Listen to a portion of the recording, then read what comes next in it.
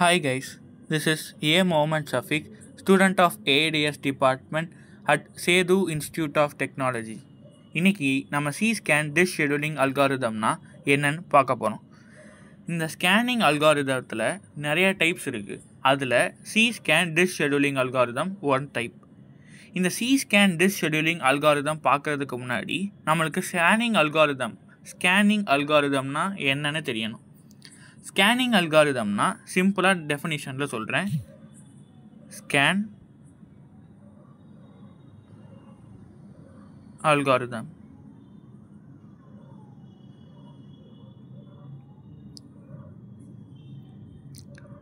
இந்த ஸ்கேன் அல்காரிதத்தோட டெஃபினிஷனை நான் இப்போ இங்கே எழுதுகிறேன். நீங்கள் உங்கள் பக்கத்தில் நோட்ஸ் வச்சுருந்தீங்கன்னா நோட் டவுன் பண்ணிக்கோங்க, இல்லாட்டி ஸ்க்ரீன்ஷாட் எடுத்து வச்சுக்கோங்க. Yes, start from head, then move to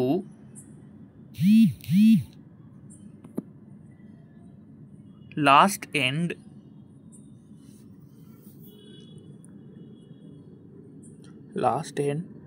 after reaching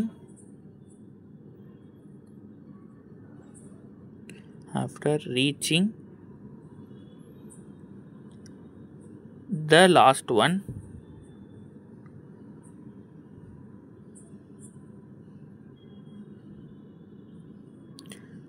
it get reversed.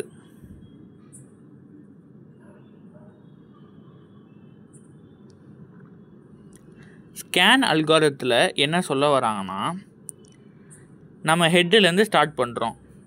Move towards the last end. After reaching the last one, it get reversed. ஹெட்லேருந்து ஸ்டார்ட் பண்ணுறோம், மூவ் டு லாஸ்ட் எண்ட் வரைக்கும் move பண்ணுறோம். After reaching the last one it get reverse ஆகிடும்னு scan algorithm சொல்கிறாங்க. இப்போ நம்ம பார்க்க போகிறது C-scan dish scheduling அல்காரிதம். ஸ்கேனில் ஒரு டைப் தான் C-scan dish scheduling. இந்த C-scan dish schedulingனா என்னன்றதை நான் இப்போ டீட்டெயிலாக எக்ஸ்பிளைன் பண்ண போகிறேன் வித் அன் எக்ஸாம்பிள். ஸ்கிப் பண்ணாமல் கவனிங்க, அப்போ தான் உங்களுக்கு புரியும்.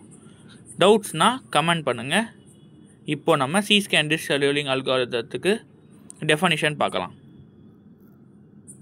So C-scan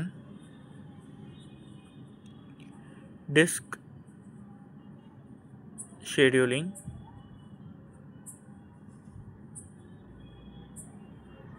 algorithm.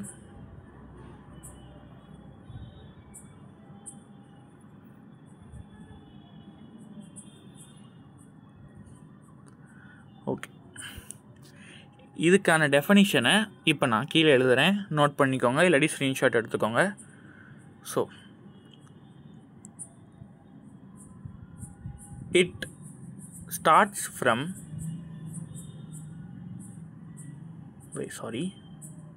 It starts from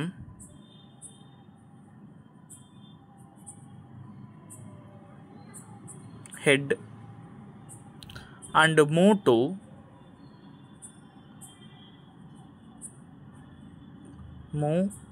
to end. Then again restart the front value.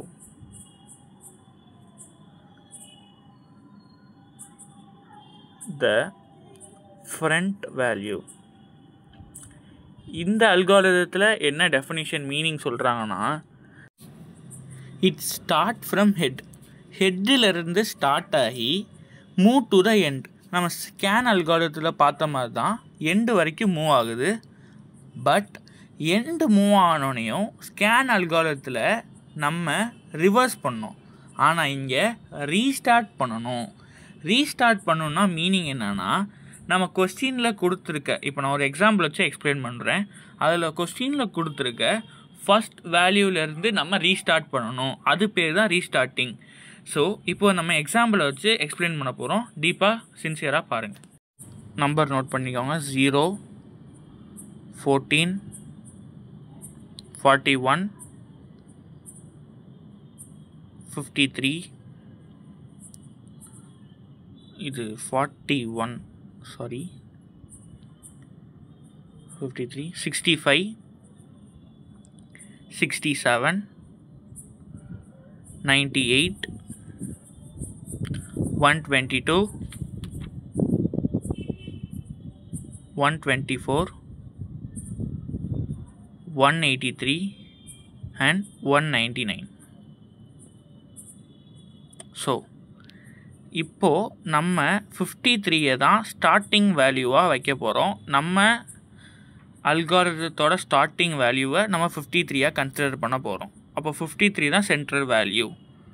நான் இந்த அல்காரிதத்தில் அசெண்டிங் ஆர்டர்ஸாகவே வேல்யூவை கொடுத்துட்டேன். பட் எக்ஸாம் கொஸ்டின்ஸில் இந்த அசெண்டிங் ஆர்டராக இருக்காது, நம்ம தான் அசெண்டிங் ஆர்டராக மாற்றணும். ஸோ இந்த கொடுத்துருக்க வேல்யூஸ் எல்லாம் எடுத்து நம்ம டைம் லைனில் போட்டுக்கலாம், சாரி நம்பர் லைனில். ஸோ நம்பர் லைன் போட்டுக்கிறேன். ஸோ நீட்டாக ப்ரெசென்ட் பண்ணிங்கன்னா குட் மார்க்ஸ் கிடைக்கும். ஸோ நீட்டாக ப்ரெசென்ட் பண்ணுங்கள், கரெக்டான நம்பரை அசெண்டிங் ஆர்டரில் எழுதுங்க.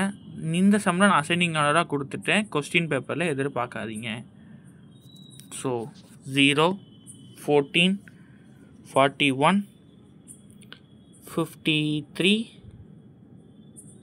65, 67, 98, 122, 124, 183 and 193. இந்த மாதிரி இடிச்சு எழுதாதீங்க, கொஞ்சம் கேப் விட்டு எழுதுங்க. ஓகே, இப்போ ஃபஸ்ட்டு வேல்யூ நம்ம 53ன்னு நம்ம ஸ்டார்டிங் வேல்யூ சொன்னோமா. 53ல் ஒரு பாயிண்ட் வச்சுக்கோங்க, அதுதான் ஸ்டார்டிங் வேல்யூ. என்றைக்குமே 53லேருந்து அடுத்த நம்பருக்கு தான் போகணுமே தவிர ரிவர்ஸ் போகக்கூடாது. புரிஞ்சுதா? 53 சர்க்கிள் பண்ணிக்கோங்க, அதான் சென்ட்ரல் வேல்யூ. அடுத்து என்ன நம்பர் இருக்குது? 65. 65க்கு ஒரு பாயிண்ட் அப்படியே கீழே, 65க்கு ஒரு பாயிண்ட். ஆச்சாச்சு. அடுத்து என்ன வேல்யூ இருக்குது? 67. அதுக்கு அடுத்து என்ன இருக்குது? 98. அதுக்கு ஒரு வேல்யூ. 122, 124, 183, 199. ஸோ 199 வரைக்கும் நம்ம மார்க் பண்ணிட்டோம். இப்போது நம்ம சி ஸ்கேன்னா என்ன சொன்னோம்? ரீஸ்டார்ட் பண்ணணும். லாஸ்ட் நோட் வந்ததுக்கப்புறம் ரீஸ்டார்ட் பண்ணணும். ரீஸ்டார்ட்னா ஸ்டார்டிங் நோட் என்ன இருக்குது? 0. அப்போ 199லேருந்து நம்ம எதுக்கு போகிறோம்? 0க்கு போகிறோம். 0ல் ரீஸ்டார்ட் பண்ணுறோம். இதுவே அங்கே 0 இல்லாமல் கமா 14 இருந்துச்சுன்னா நம்ம 14க்கு டைரெக்டாக போகக்கூடாது. இது சி ஸ்கேன்னால் 0 வந்துட்டு தான் 14 போகணும், அதுக்கப்புறம் தான் 41 பண்ணணும். லைன் மாதிரி போட்டுக்கோங்க. ஸோ எல்லா டாட்ஸையும் கனெக்ட் பண்ணுங்கள். இப்படி போட்டால் கொஞ்சம் ஈஸியாக இருக்கும் அண்ட் நீட்டாகவும் இருக்கும். ஸோ இந்த மாதிரி ஒரு கிராஃப் வருது நம்மளுக்கு.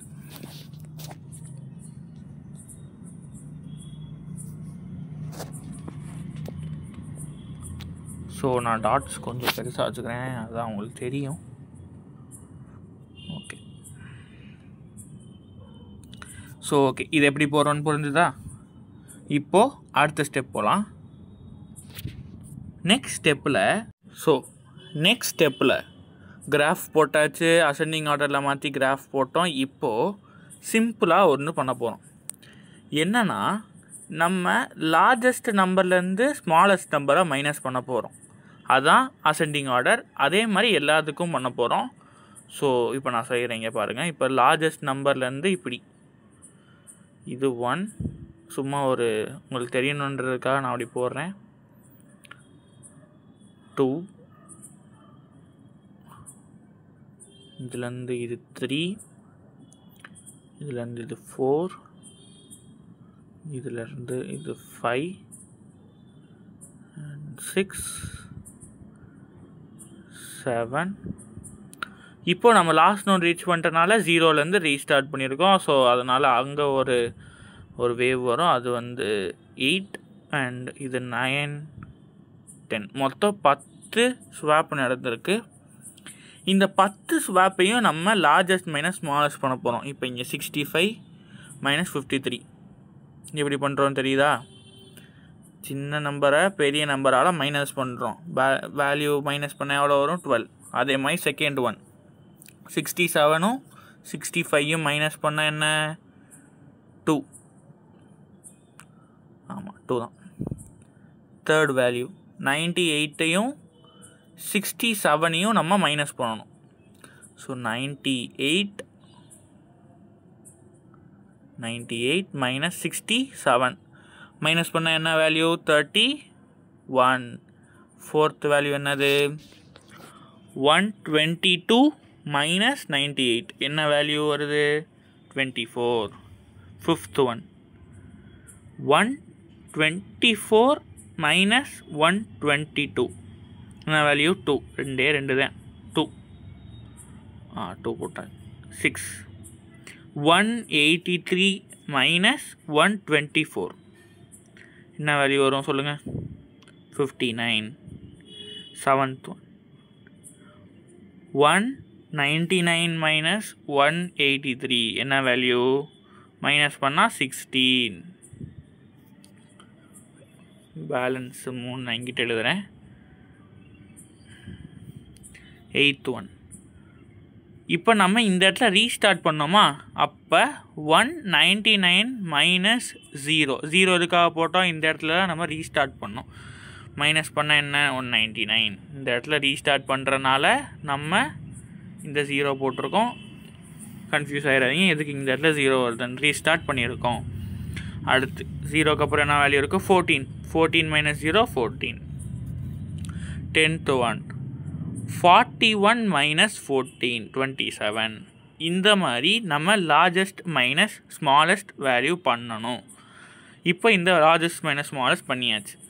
இதுக்கப்புறம் டோட்டல் மொமெண்ட் ஆஃப் ஹெட்டு நம்ம கண்டுபிடிக்கணும். Total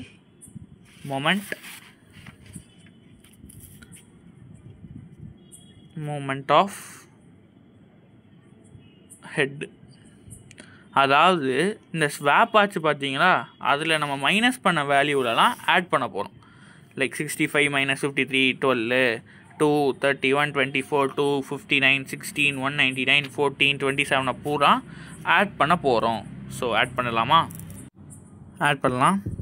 12 plus 2 plus 31 plus 24 plus 2 plus 59 plus 16 plus வரும் 16 199 ப்ளஸ் 14 ப்ளஸ் 27. ஸோ எல்லாத்தையும் நம்ம ஆட் பண்ணால் நம்ம கிடைக்கிற வேல்யூ என்ன? ஆட் பண்ணி சொல்லுங்கள். ஆட் பண்ணதில் நம்ம கிடைச்ச வேல்யூ 386. இதுதான் C-SCAN டிஸ்ஷெடியூலிங் அல்காரிதத்தான கான்செப்ட். சிம்பிள் கான்செப்ட், ஸ்கிப் பண்ணாமல் பாருங்கள். இந்த கான்செப்ட் கண்டிப்பாக உங்களுக்கு புரியும்.